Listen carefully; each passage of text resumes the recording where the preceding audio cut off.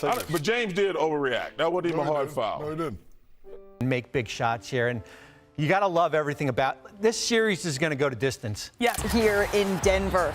Game 2, looking to even things up, and Kawhi Leonard, he came out. Batum was open in the corner for a moment. But Harden feeling good. He's got a couple of threes. Heading into the 2024 NBA season, all signs pointed to a downward spiral for the Los Angeles Clippers. They had just lost Paul George, a former All-NBA forward, for absolutely nothing in free agency. James Harden was coming off another turbulent year, and Kawhi Leonard, once a dominant two-way force, hadn't looked fully healthy in years. The rest of the roster seemed like a patchwork of aging veterans and fringe starters. And in a Western Conference deeper and more competitive than it's been in a decade, the Clippers didn't look like contenders. They looked like they were headed toward irrelevance. And honestly, who could blame anyone for thinking that? You had Kawhi Leonard, a superstar who hadn't been reliably healthy since 2019. You had James Harden, clearly past his MVP prime, needing to shoulder more responsibility than he had in years. The supporting cast? Solid but uninspiring. Names like Norman Powell, Ivica Zubac, and Terrence Mann aren't going to shake the Western Conference power structure. Head coach Tyronn Lue, while highly respected, was expected to do a lot with a little. When you stepped back and looked at it, the 2024 Clippers looked more like a play-in hopeful than a real playoff threat. But that's the beautiful unpredictability of basketball, because here we are, deep into the season, and the Clippers aren't just competent, they're scary. Let's start with Kawhi Leonard. Through much of the regular season, when Kawhi has played, the Clippers have looked like one of the top teams in the entire league. At one point, they were 23-11 in games with Kawhi active, a win rate that over a full season would place them in the top 2 of the Western Conference. His return to form hasn't just been gradual, it's been shocking. After years of managing injuries, sitting out back-to-backs, and looking like a star in decline, Kawhi suddenly looks like the 2019 Finals MVP version of himself again. He's moving well. He's defending at a high level. His mid-range game is as lethal as ever. He's hitting tough shots, finishing at the rim, and getting to the line. There are nights when he looks like the best player on the floor, no matter who the opponent is. That's not just important, it's game-changing. For a franchise that has been haunted by bad timing, injuries, and playoff collapses, Kawhi's resurgence injects new life and new fear into the rest of the Western Conference. But it's not just Kawhi. James Harden has also embraced a new identity. He's not the MVP candidate we saw in Houston. He's not putting up 35-point triple-doubles anymore. But he is running the offense. He's a calming presence, a top-tier facilitator, and he's playing with the type of control and poise that you want from your lead guard in a playoff setting. He knows when to score, when to pass, and when to slow things down. He's allowed Kawhi to focus on doing what he does best, dominating in isolation and disrupting on defense, while taking care of the ball and keeping the team organized. Harden still has moments of brilliance. He can still hit step-back threes and get to the foul line, but the real value has come from his ability to manage the flow of the game. Meanwhile, the role players have stepped up. Norman Powell has been outstanding, providing consistent offense off the bench and thriving in both starting and reserve roles. Ivica Zubac continues to be a reliable interior presence, anchoring the paint, setting hard screens, and grabbing tough rebounds. Terrence Mann brings energy, defense, and versatility on the wing. Behind them is a rotation filled with depth, shooting, and defensive versatility. A group that knows their roles and plays with purpose. From Amir Coffey to Bones Highland to Mason Plumlee, everyone knows exactly what they're supposed to do. Tyronn Lue deserves credit too. He's kept the locker room steady, managed minutes with precision, and created a defensive system that maximizes the team's length and switchability.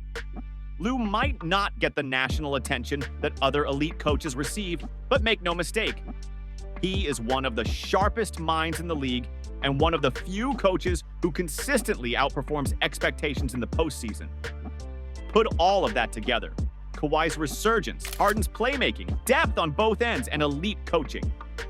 And suddenly, this Clippers team doesn't look like an afterthought. They look dangerous. Now context matters. It's not like the Clippers have cruised through the season unchallenged. They've dealt with injuries. Kawhi has missed stretches. Harden has had to shoulder extra weight. There have been inconsistent performances and periods where they looked flat. They're not leading the West. In fact, they might find themselves in the play-in tournament, depending on how the final standings shake out. And that brings us to one of the key issues still hanging over this team: seeding. Despite their high ceiling, the Clippers are at risk of finishing as a low seed, and that's a problem for a team already living on the edge, health-wise. The play-in tournament adds extra games, extra pressure, and zero room for error. The last thing this team wants is to push Kawhi and Harden through 2 intense games just to make it into the first round. But perhaps the biggest question of all is this: can they stay healthy? That's been the Achilles heel of the Clippers in the Kawhi era. Since arriving in Los Angeles, Kawhi Leonard has battled one injury after another. From the ACL tear in 2021 that derailed a promising playoff run, to the meniscus injury in 2023, to ongoing load management protocols. The Clippers have never had a healthy Kawhi for a full postseason. Every time it looks like they've turned the corner, a new setback arises. It's the same with Harden. While his injuries haven't been as severe, he's also dealt with hamstring issues and durability concerns in past postseasons. The Clippers' entire championship window depends on these two staying on the floor. And so far, history has not been kind. But here's what makes this version of the Clippers different. They know who they are now. There's clarity. There's identity. This isn't a team searching for rhythm or struggling with chemistry. When Kawhi is on the floor, they play through him. When he's not, Harden runs the show. They've figured out their roles, their spacing, their rotations. There's no confusion. They know exactly how they want to play, and that gives them a real shot. Meanwhile, other teams in the West have issues of their own. The Nuggets are strong, but they're not invincible. Nikola Jokic remains the most consistent player in the league, and Denver's chemistry and continuity are real strengths. But their bench is thinner than last year, and if any key player goes down, that balance could shift quickly. They've shown vulnerability when matched against teams with physical wings and disciplined half-court defenses, which just so happens to be the Clippers' bread and butter. The Suns are dangerous on paper but lack cohesion. Kevin Durant, Devin Booker, and Bradley Beal form one of the most talented trios in the league. But the supporting cast is inconsistent, and injuries have limited their ability to build chemistry. Their offense can stagnate, and defensively, they've had trouble containing elite wings, the exact type of matchup Kawhi Leonard thrives on in the postseason. Then there's the Lakers. Always a threat when healthy, but that's the issue. LeBron James is defying father time, but he's still 40 years old playing near 40 minutes a night. Anthony Davis has held up better this season, but health has always been a concern, and their depth isn't what it once was. They've had stretches of brilliance, followed by slumps that remind you this group might be running on fumes. The Warriors, once the league's dynasty, are now searching for an identity. Steph Curry is still elite, but the surrounding cast is aging, inconsistent, or inexperienced. Draymond Green's availability is always in question. Klay Thompson is no longer the two-way force he used to be. If this is their final shot with this core, it's looking like a long one. Dallas has one of the most potent backcourts in Luka Doncic and Kyrie Irving. On any given night, they can outscore anybody. But defensively, there are glaring holes. And their role players haven't always been reliable. They're dangerous, but they're volatile. And volatility doesn't usually win 4 playoff rounds. And then there's Oklahoma City. OKC has taken the league by storm. Led by Shai Gilgeous-Alexander, who has cemented himself as an MVP frontrunner, this young Thunder team is ahead of schedule. They move the ball, defend with energy, and have built a culture rooted in unselfish play and player development. Chet Holmgren has added rim protection and floor spacing, while Jalen Williams continues to emerge as a high-level scorer. But as promising as they are, there's one thing they don't have: playoff experience. It's easy to look unstoppable in the regular season, but the playoffs are a different beast. The game slows down, matchups are exploited, veterans shine, and inexperience gets exposed.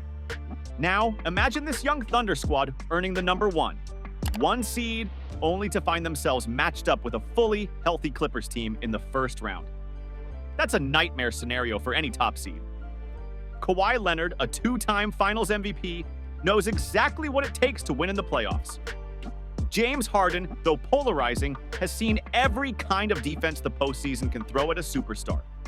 Tyronn Lue has coached in NBA Finals and won a championship. This is a battle-tested group with the length, experience, and poise to knock off even the best regular season teams. For OKC, a first-round matchup with the Clippers would be less of a reward and more of a litmus test for just how playoff-ready they really are. And this entire situation is even more wild when you remember where the Clippers were just a few months ago. Letting Paul George go, with no trade, no assets in return, seemed like the beginning of the end. It looked like a rebuild. Instead, it became an opportunity to evolve. George's departure cleared the way for new rotations, more defined roles, and more flexibility. It opened the door for the Clippers to become a more balanced, more dynamic, and more focused team. Meanwhile, in Philadelphia, George has struggled. Between nagging injuries and inconsistency, he's had his least productive season in years. Paired with Joel Embiid, who once again missed a chunk of the season due to injury, the Sixers have unraveled. What looked like a risky bet on George with a 4-year max deal now appears to be one of the most questionable contracts in the NBA. And while critics wondered whether the Clippers made a mistake letting him go, it's now clear they made the right call.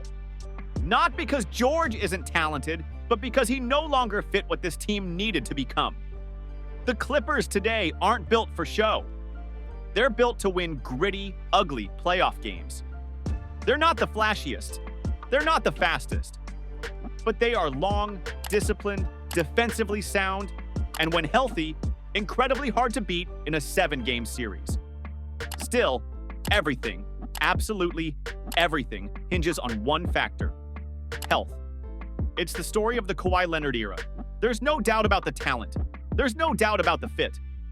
But history has shown that injuries don't care about narratives. Kawhi has missed more playoff games than he's played in over the last 4 years. Harden has a track record of wearing down over long playoff runs. The Clippers' fate could be decided not by strategy or matchups, but by who is actually available when the games matter most. And yet, that's what makes this so compelling. Because if, and it's still a big if, this team stays healthy, the Clippers aren't just a first-round upset threat. They have the experience, the coaching, and the talent to make a serious run. 2 rounds? Absolutely possible. Conference finals? Not out of the question. And if Kawhi Leonard is truly back to his old self, then why not the NBA Finals? We've seen it before. The 2019 Raptors weren't the favorites either, but with Kawhi leading the way, they beat everyone and won it all. The Clippers have a similar formula. They just haven't had the health or timing to put it together. So here we are again. Another year, another chance. The narrative is familiar, sky-high potential, but limited belief. Most fans remember what this team could have been. Fewer are willing to believe they'll finally deliver. And that skepticism is earned. There have been disappointments, injuries, and missed chances, but maybe, just maybe, this time is different. Maybe Kawhi stays healthy.